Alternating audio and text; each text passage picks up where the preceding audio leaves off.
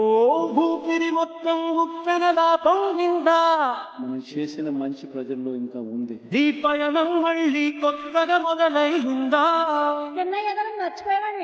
ఇన్నాళ్ళు ఆకాశం ఆపేసిందా. కరోనా టైంలో 2 సంవత్సరాలు కరోనా వచ్చిందండి. 3 పూటలు శుభ్రంగా తిన్నామండి. ఇప్పుడు 5 నెలలు అయిందండి. ఓ పూట ఉండలేదు.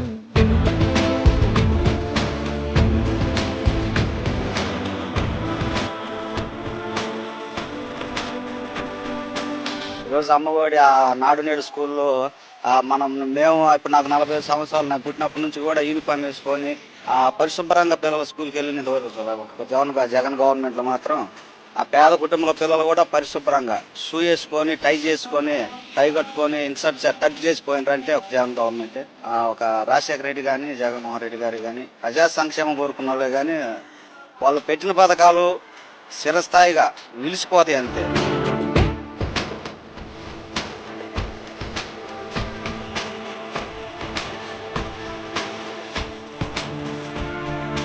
Zone 4 betrayal day.